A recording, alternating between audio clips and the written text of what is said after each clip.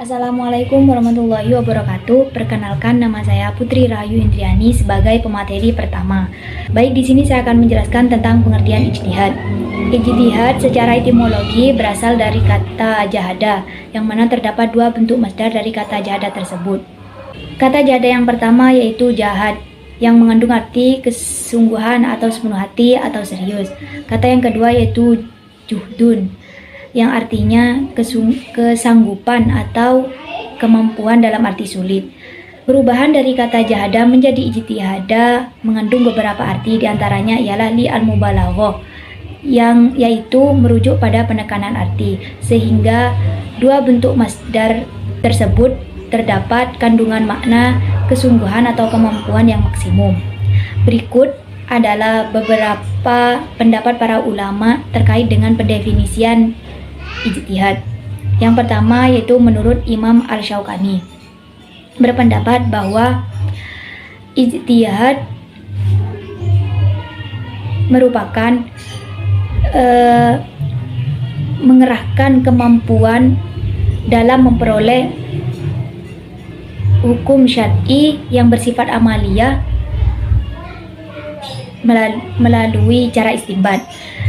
Sedangkan yang kedua, menurut Ibnu Subki berpendapat bahwa ijtihad adalah mengerahkan kemampuan seorang faqih dalam memperoleh dugaan yang kuat terhadap hukum syar'i.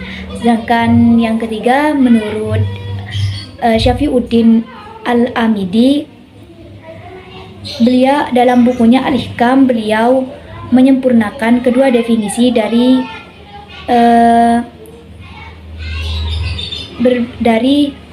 pendapat para ahli sebelumnya, bahwasanya ijtihad adalah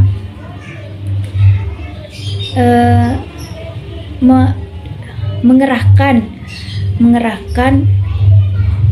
kemampuan dalam memperoleh dugaan kuat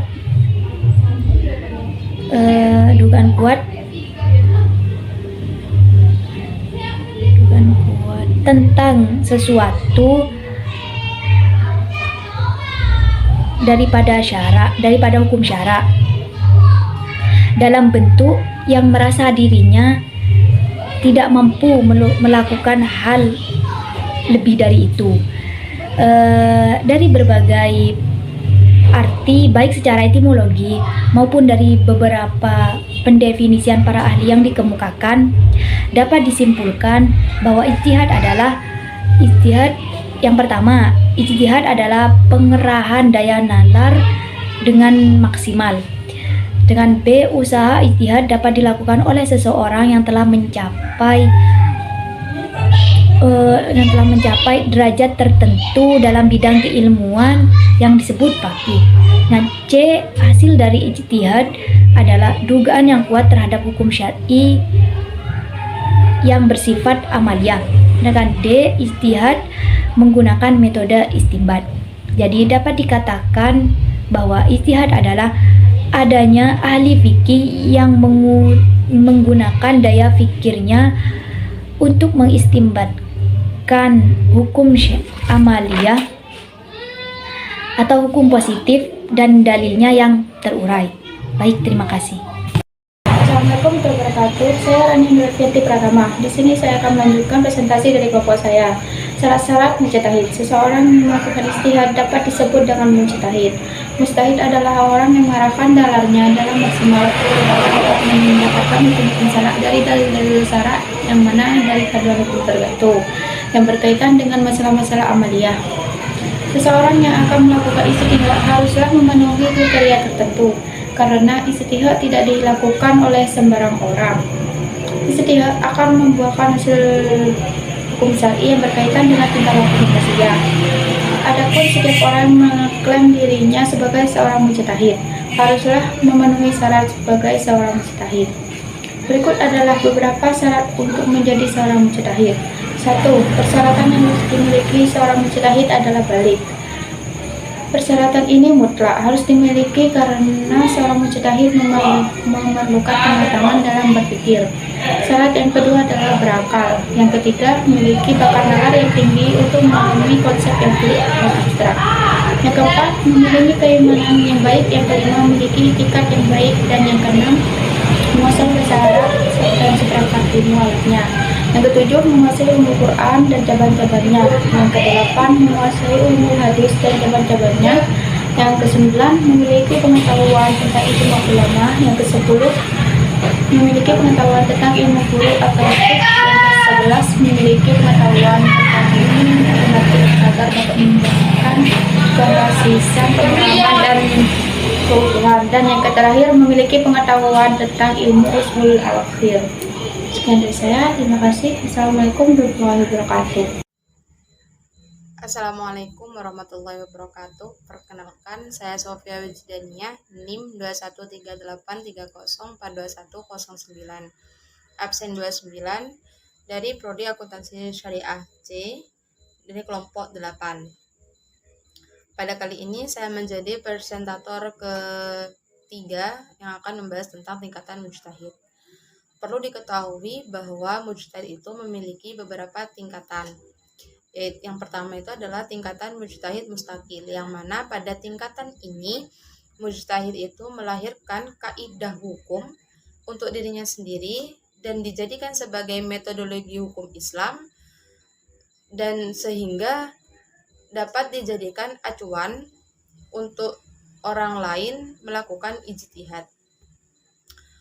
Yang kedua itu adalah tingkatan mujtahid ghairu mustaqil, yang mana pada tingkatan ini syaratnya itu sama dengan mujtahid mustaqil, hanya saja pada tingkatan mujtahid ini tidak melahirkan kaidah hukum untuk dirinya sendiri sehingga disebut dengan muntasib. Yang ketiga itu adalah mujtahid muqayyad, yang mana mujtahid ini itu disebut juga dengan ashabul wujuh karena melahirkan kaidah yang tidak ada nasnya dari imam madhab. Yang keempat itu adalah mujtahid tarjih. Pada tingkatan ini seorang mujtahid hafal akan kaidah imamnya atau imam madhab dan tahu cara mencari dalil yang lebih kuat. Yang terakhir itu adalah mujtahid fatwa, yang mana menurut Imam Nawawi mujtahid ini merupakan mujtahid yang bergantung pada fatwa-fatwa imam madhab. Sekian dari saya, terima kasih.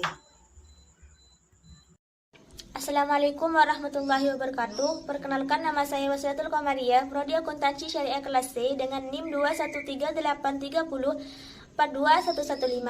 Di sini saya akan membahas tentang lapangan istihaj. Dalam melakukan usaha istihaj, maka perlu mengetahui lapangan atau pokok atau objek istihaj.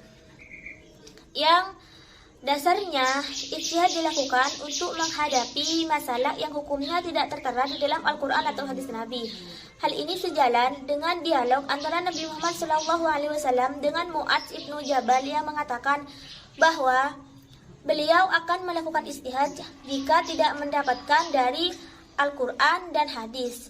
Syariat Islam yang ada kaitannya dengan istihad membagi istihad menjadi dua bagian. Yang pertama, syariat Islam yang tidak bisa dijadikan sebagai lapangan istihad adalah hukum yang ditetapkan sebagai landasan pokok Islam yang didasarkan kepada dalil-dalil secara qat'i, seperti kewajiban melaksanakan sholat, puasa, zakat, dan haramnya melakukan zina, mencuri, dan lain-lain. Ketetapan tersebut sudah dijelaskan di dalam Al-Quran dan hadis Nabi sesuai maksud dan maknanya. Karena tidak dibenarkan melakukan istihad yang masalahnya sudah terdapat nasnya secara jelas dan tegas serta tidak ada takwil di dalamnya.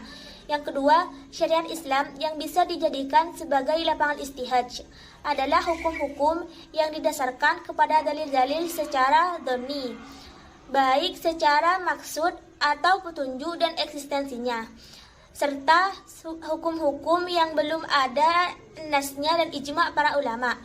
Apabila ada nas yang keberadaannya masih zoni atau belum jelas dan pasti hukumnya, maka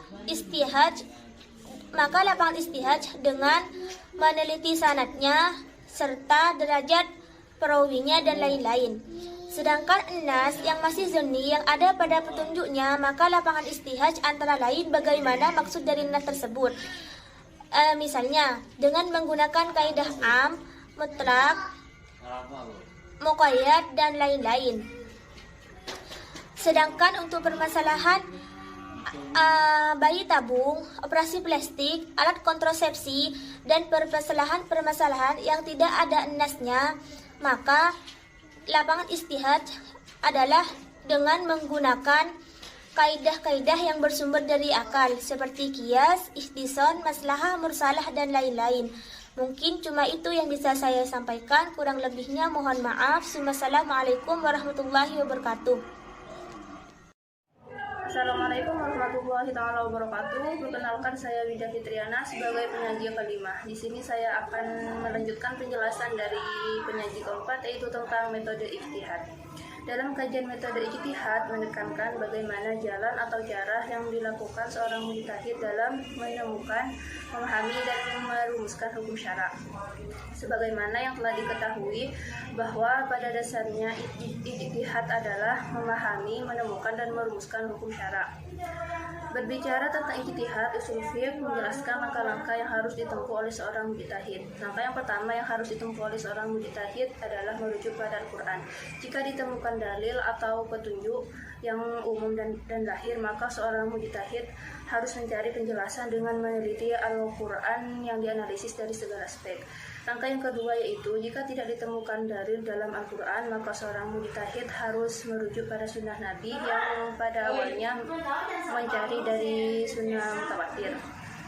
Langkah yang ketiga yaitu mencari jawaban dari kesepakatan para ulama sahabat. Jika di langkah ini ditemukan hukum, maka seorang mujtahid harus menetapkan hukum berdasarkan apa yang telah disepakati oleh para ulama sahabat.